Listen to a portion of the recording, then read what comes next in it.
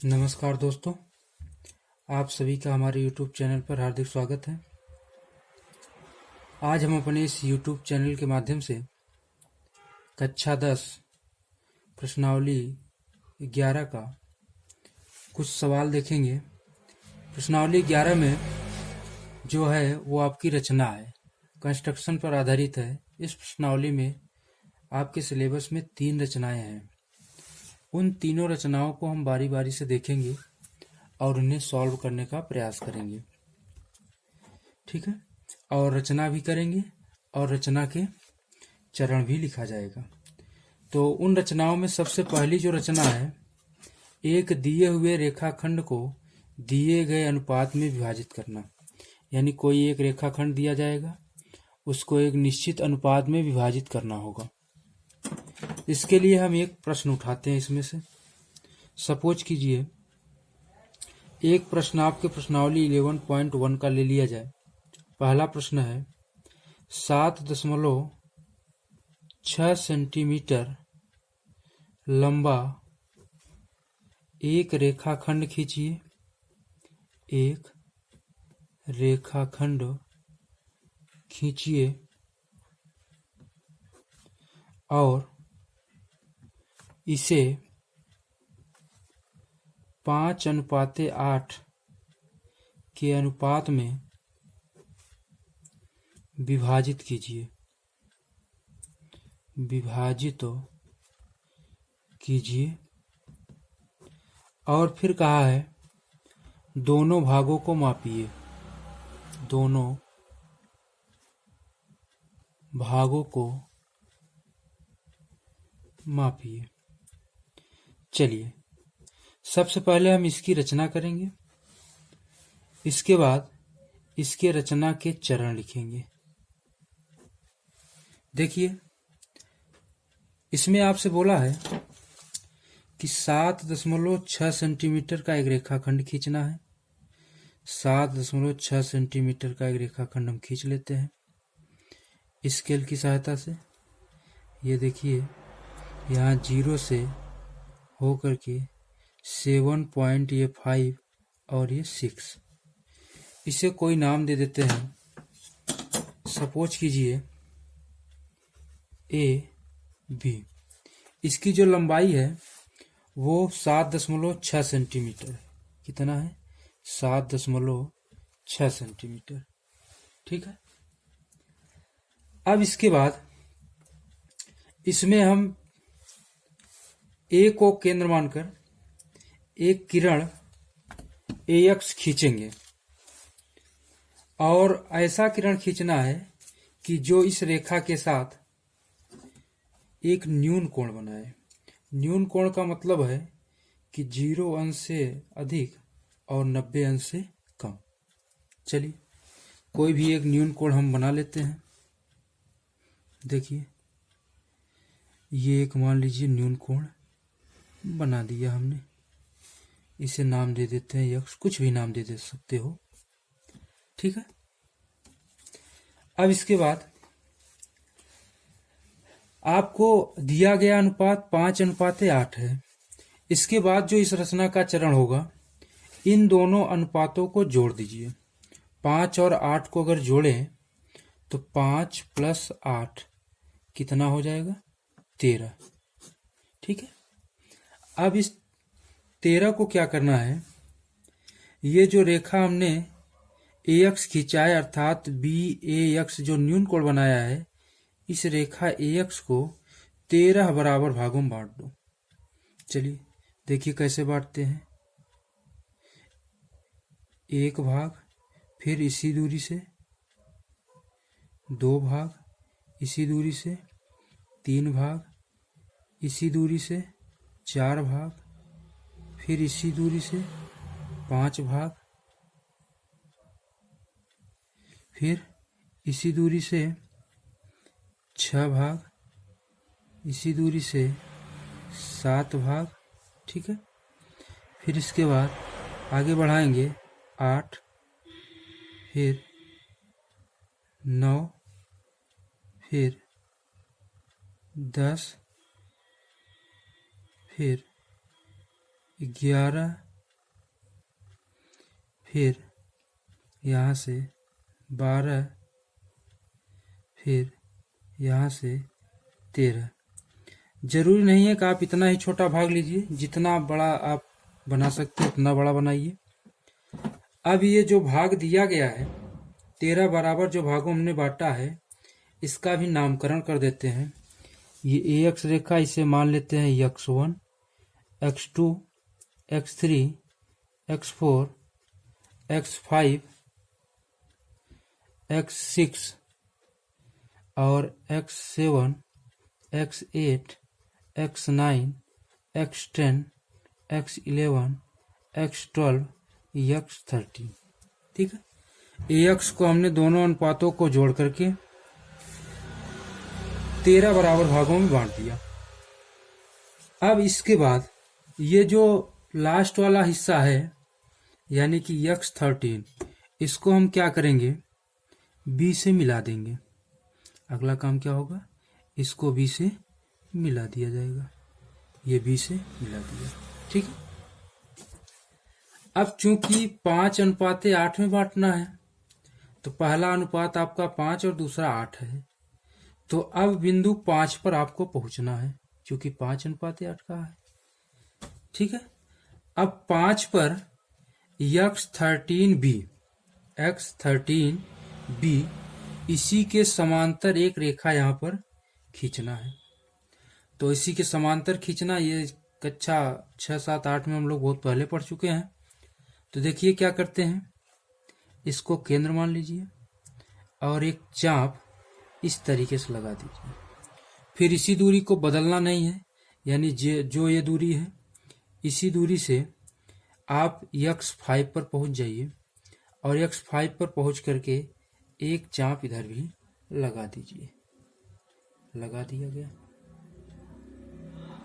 ठीक है, अब ध्यान दीजिएगा, हमने क्या काम किया, एक कोई भी किसी भी दूरी का एक चाप ऐसे लगा लिया, फिर इसी दूरी को बदलना नहीं है, इस X5 को केंद्र मान करके एक चाप ऐसे लगा दिया। अब क्या करना है, अब दूरी कम ज्यादा आप कर सकते हो, और कम ज्यादा करके इसको माप लीजिए। ये कितना है, ये देखिए इतना ही है। जब इतना ही है तो यहाँ पर रख करके और इसको काट दीजिए। तो जो आप पहले मिलाए थे, पहले चाप खींचे थे और जो बाद में खींचे, एक दूसरे को इस पॉइंट पर काट रहा है। अब X5 को इस पॉइंट से मिलाती हुई एक रेखा खींच दीजिए। ये देखिए एक रेखा हमने खींच दिया। जो AB रेखा को, सपोज करिए AB रेखा को मान लीजिए बिंदु C पर प्रतिच्छेदित करती है। किस पर प्रतिच्छेद कर रही है, C पर। तो यही आपका क्या है, रचना है। फिर से एक बार समझ लीजिए। सबसे पहले हमने किया क्या, सबसे पहले हमने एक 7.6 सेंटीमीटर का रेखाखंड खींचा जो आपको दिया था। इसके बाद इसे 5:8 के अनुपात में बांटना था। तो हमने ए पर एक न्यून कोण बनाया BAX। न्यून कोण बनाने के बाद रेखा AX को दोनों अनुपात जोड़ करके, यानी 5 और 8 जोड़ेंगे तो कितना होगा, 13। ठीक है, 13 बराबर भागों में इस तरीके से काट दिया। ठीक, छोटा बड़ा भाग आप बना सकते हो, इससे आपको कोई दिक्कत नहीं होगी। इसके बाद हमने क्या किया, X13 को B से मिला दिया। उसके बाद चूंकि अनुपात आपका 5:8 में बांटना है, तो यहां से X13B इसी के समांतर रेखा X5, क्योंकि ये टोटल 13 अनुपात है, 13 अनुपात में 5वां अनुपात यहां से अलग करना है, तो इसी के समांतर एक रेखा यहाँ खींच दिया जो AB रेखा को C पर प्रतिच्छेदित करता है। और यही आपका क्या होगा, AC और BC का जो अनुपात होगा वो कितना होगा, 5:8 होगा। अब इसे कह रहा है कि आप इसे नाप कर भी देखिए। तो देखिए नाप लिया जाए कितना होगा। देखिए AC को माप रहे हैं।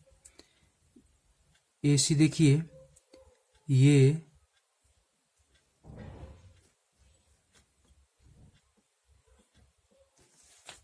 AC देखिए कितना आ रहा है, ये आ रहा है 2 देखिए 2.9 यानी कि 2.9। देखिए कितना आ रहा है, ये आपका 3 है, यहाँ पर आ रहा है ना, तो ये क्या होगा 2.9। तो यानी कि AC कितना हो गया, AC आपका हो गया 2.9 सेंटीमीटर। अब BC को भी नाप लिया जाए। चलिए BC को नाप लिया जाए, तो देखो कितना होता है, ये 4 है, 4.5, 4.6, 4.7, यानी BC की लंबाई क्या है 4.7 सेंटीमीटर। ठीक, अभी हम इसको जोड़ें AC और BC को, तो आपको 7.6 मिल जाएगा। ठीक है, अब ध्यान दीजिए, अब अगला काम होता है रचना के चरण। अब जो जो हमने किया है वही आपको रचना के चरण में लिखना होगा। तो हमने सबसे पहला काम क्या किया है, सबसे पहला काम ये किया है, एक रेखाखंड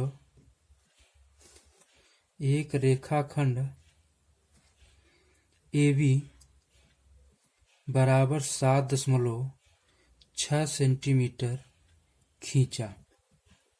ध्यान दीजिए, जो जो आप किए हैं उसी क्रम में इसको लिखते चले जाइए। इसके बाद दूसरा आपने क्या क्या काम किया था, एक रेखा AX खींचा था जो AB के साथ क्या बनाता था, एक न्यून कोण। दूसरा पॉइंट, एक किरण AX खींचा जो AB के साथ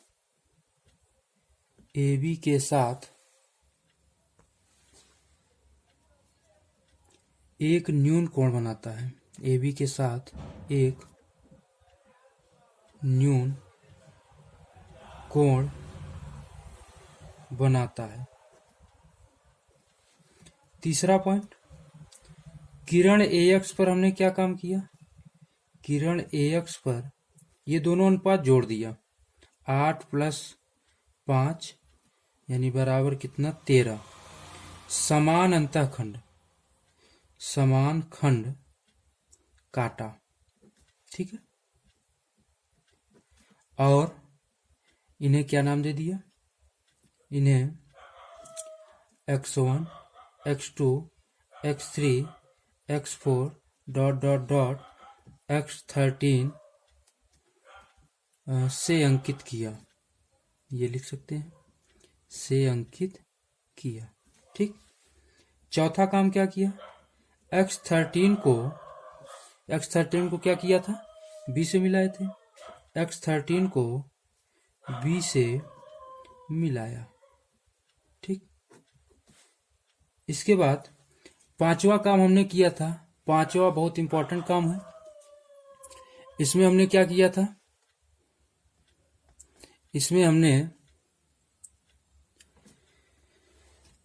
इसके x13B के समांतर ही x5 से x5C ये एक रेखा खींचा था यहां से, क्योंकि इसे 5:8 के अनुपात में डिवाइड करना था। तो अगला काम क्या किया हमने, x5 से x5C समांतर x13B यानी x5C x13BC के समांतर खींचा, जो रेखाखंड AB को बिंदु C पर काटती है। ठीक, ये 5 पॉइंट हो गया। अब इसके बाद आपसे कहा था कि इसको नापना भी था, बस 5 पॉइंट में आपका ये रचना हो गई 5 चरणों में। तो यहां पर हम लिख सकते हैं इस प्रकार बिंदु C रेखाखंड AB को 5:8 अनुपात में विभाजित करती है, विभाजित करती है। ठीक है। अब अगर इसका सत्यापन भी करना है तो आप सत्यापन भी कर सकते हो। इसमें जो आपने आधारभूत समानुपातिकता प्रमेय पढ़ा था, अगर ये रेखा इसके समांतर है, यानी x5c अगर इसके समांतर है, तो इस भुजा और इस भुजा का अनुपात आपस में क्या होगा? बराबर होगा। यानी कि ax5 upon x5 x13, a से x5 और x5 से x13 का अनुपात a से c और b से c का अनुपात क्या होगा? बराबर होगा। ये चीज आपने चैप्टर नंबर 6 त्रिभुज में पहले प्रमेय में पढ़ा था, आधारभूत समानुपातिकता प्रमेय में।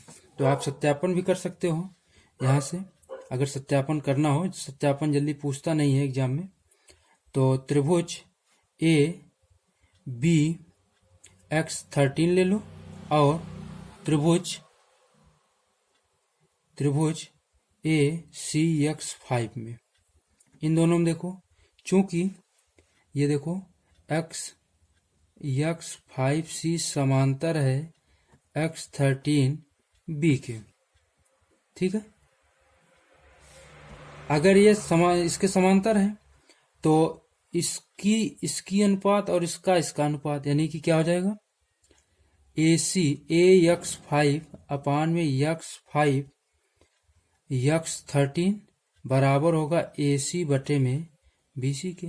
ax5 यानी यहां से लेकर 5 दूरी है, तो हो जाएगा 5/8 बराबर ac बटे में bc, या फिर ac अनुपाते bc बराबर 5/8। यही आपको लाना था। ठीक है। तो ये इस तरीके से आपका रचना 1 कंप्लीट हुआ, और ये माप करके इसको लिख सकते हो। AC 2.9 है, BC 4.7 है। तो उम्मीद करते हैं ये रचना 1 आपको समझ में आई होगी, और इस तरीके के जितने भी सवाल होंगे आप लगा लेंगे। अब नेक्स्ट वीडियो में हम लोग रचना 2 लेकर के आएंगे, जो कि रचना है एक दिए हुए त्रिभुज के समरूप त्रिभुज की रचना करना, जबकि उसका स्केल गुणांक दिया गया हो। ठीक है। तो अगले रचना में हम एक त्रिभुज के समरूप रचना करना सीखेंगे। तो अगर यह वीडियो आपको अच्छा लगा हो तो आप इसे लाइक करिए और हमारे चैनल को सब्सक्राइब करिए, और अपने मित्रों के साथ शेयर भी करिए, जिससे कि उनको भी इस वीडियो का लाभ मिल सके। तो ठीक है दोस्तों, मिलते हैं नेक्स्ट वीडियो में। तब तक के लिए आप सभी को बहुत बहुत आभार।